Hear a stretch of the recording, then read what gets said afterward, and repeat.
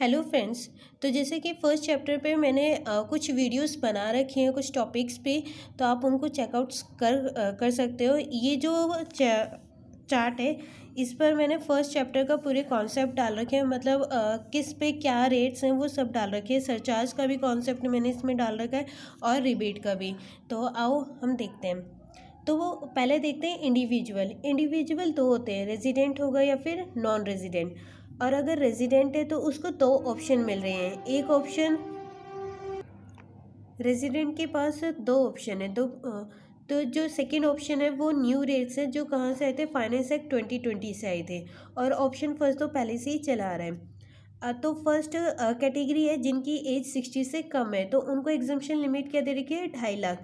तो 2.5 लाख तक नील, 2.5 लाख से 5 लाख 5%, और 5 लाख से 10 लाख तक है तो 20%।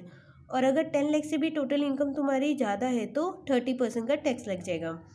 और अगर तुम्हारी टोटल इनकम एज 60 उससे ज़्यादा पर 80 तक है, मतलब 80 से कम है, तो तुम्हारी एग्जम्पशन लिमिट होगी 3 लाख।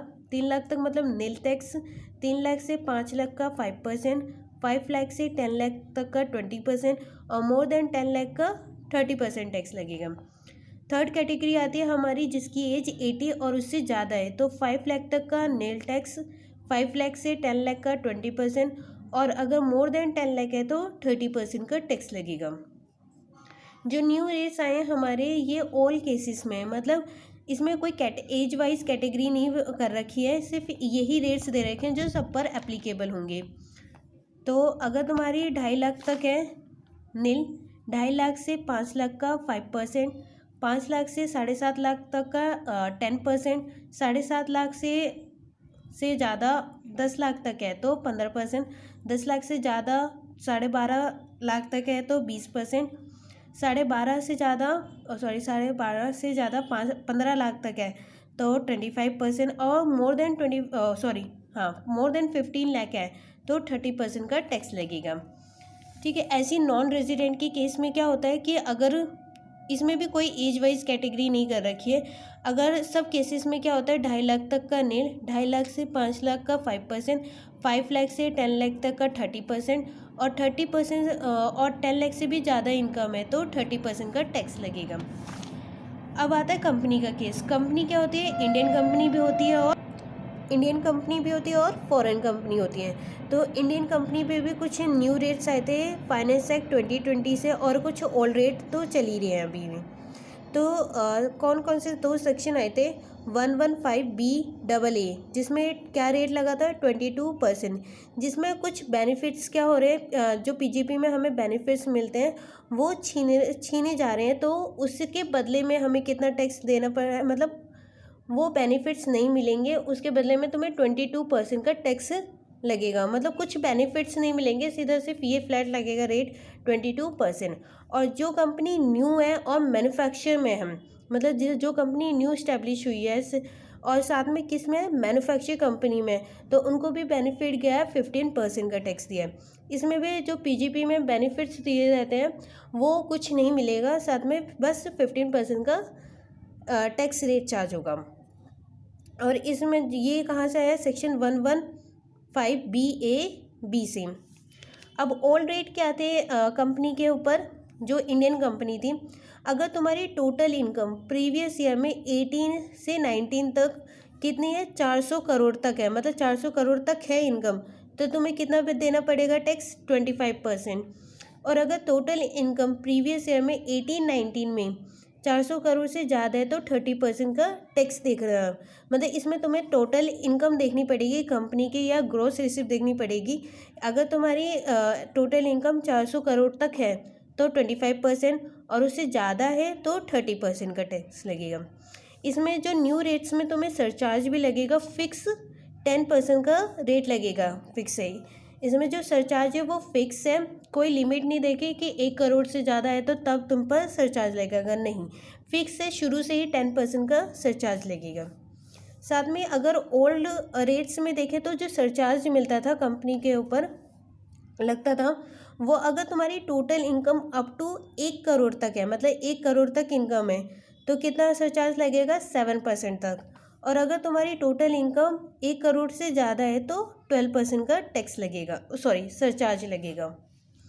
साथ अब आते हैं फॉरेन कंपनी। फॉरेन कंपनी में फ्लैट है 40% का टैक्स, लेकिन कुछ इनकम जो होती है स्पेशल इनकम उसमें 50% का टैक्स भी लगता है। साथ में इसमें भी जो सरचार्ज लगेगा वो क्या होगा, अगर तुम्हारी total income up to 1 crore तक है तो 2% का सरचार्ज लगेगा, और अगर टोटल इनकम 1 करोड़ से ज़्यादा है तो 5% का सरचार्ज लगेगा। ऐसे अब आते हैं HUF के केस में। तो HUF में वही लिमिट्स है जो एक इंडिविजुअल में होती है। 2.5 लाख तक नील, 2.5 लाख से 5 लाख का 5%, 5 लाख से 10 लाख तक का 20% एंड 10 लाख से ज़्यादा है तो 30% का टैक्स लगेगा। ऐसी फिर आता है लोकल अथॉरिटी और फर्म। इनमें क्या है, फ्लैट रेट टैक्स है जो कितना है 30%, और इसमें सरचार्ज भी होता है। अगर तुम्हारी टोटल इनकम 1 करोड़ तक है तो उसमें लगेगा नील, कोई सरचार्ज नहीं, और अगर टोटल इनकम 1 करोड़ से ज़्यादा है तो 12% का सरचार्ज लगेगा। फिर आता है AOP, BOI और आर्टिफिशियल जुडिशियल पर्सन। इसमें भी वही केस हैं, रेट हैं जो एक इंडिविजुअल के केस में लगते हैं, ठीक है। फिर आते हैं हम कोऑपरेटिव सोसाइटी में। कोऑपरेटिव सोसाइटी में भी कुछ न्यू रेट्स आए थे फाइनेंस एक्ट 2020 से।